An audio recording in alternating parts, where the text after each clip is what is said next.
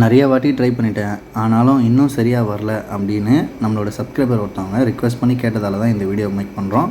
எல்லா ஹோட்டல்லையும் ஈஸியாக கிடைக்கக்கூடிய பொட்டேட்டோ பாஜி அதுதான் நம்ம எப்படி பண்ணுறதுன்னு பார்க்க போகிறோம். இதோட டேஸ்ட்டுக்கு மெயினாக பச்சை மிளகா, இஞ்சி, உருளைக்கிழங்கு, வெங்காயம் இது 4 தான். ஸோ வீடியோவை ஸ்கிப் பண்ணாமல் ஃபுல்லாக பாருங்கள். வாங்க, இந்த மாதிரி ஒரு அகலமான கடாய் எடுத்துக்கோங்க. அதில் ஒரு 2 ஸ்பூன் அளவுக்கு கடலெண்ணெய் சேர்க்குறேன். கடாயில் செய்யும்போது நம்மளுக்கு அதோட கன்சிஸ்டன்சி கரெக்டாக கிடைக்கும். 1 ஸ்பூன் அளவுக்கு கடுகு, 1 ஸ்பூன் அளவுக்கு கடலைப்பருப்பு, 1 ஸ்பூன் அளவுக்கு உளுந்தம்பருப்பு இது எல்லாத்தையும் சேர்த்து, காஞ்ச மிளகா நான் கிள்ளி சேர்த்துருக்கேன்.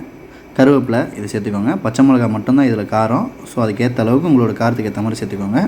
இஞ்சி கொஞ்சமாக இடிச்சும் சேர்க்கலாம், இந்த மாதிரி கட் பண்ணியும் சேர்க்கலாம். நான் கம்பல்சரி இஞ்சி சேர்க்கணும். அதை வதக்கி விட்டுட்டு இது கூடவே 2 பெரிய வெங்காயம் நான் ஃபைனாக சாப் பண்ணி சேர்த்துருக்கேன். நாங்கள் நார்மலாக ஹோட்டல்ஸில் திக்காக ஸ்லைஸ் பண்ணி தான் சேர்ப்போம். ஸோ நான் வீட்டில் செய்கிறன்றதுனால சாப் பண்ணி சேர்த்துருக்கேன்.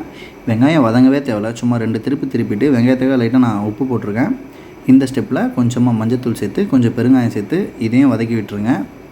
இந்த மாதிரி லைட்டாக மிக்ஸ் பண்ணி விட்டுட்டு இப்போ இதில் கொஞ்சமாக தண்ணி சேர்த்து ஒரு 2 மினிட்ஸ்க்கு மீடியம் ஃப்ளேமில் கொதிக்க வச்சுருங்க.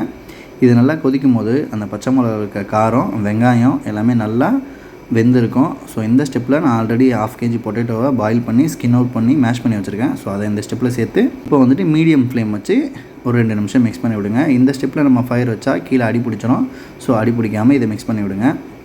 ஆல்ரெடி பொட்டேட்டோ பாயில் பண்ணும்போது நான் உப்பு போட்டிருக்கேன், மசாலாவுக்கும் தனியாக உப்பு போட்டிருக்கேன். இப்போ இது ரெடி ஆயிடுச்சு. இதை நம்ம அப்படியே எடுத்து சர்வ் பண்ணி சாப்பிட வேண்டியதான். டேஸ்ட்டு ரொம்ப அட்டகாசமாக இருக்கும். இதே இன்னும் கொஞ்சம் நம்ம நல்லா திக்காக்கி எடுத்து வச்சோம் அப்படின்னா ஹோட்டல்லலாம் செய்கிற மசால் தோசைக்கான மசாலாவும் இதே தான், சேம் ரெசிபி.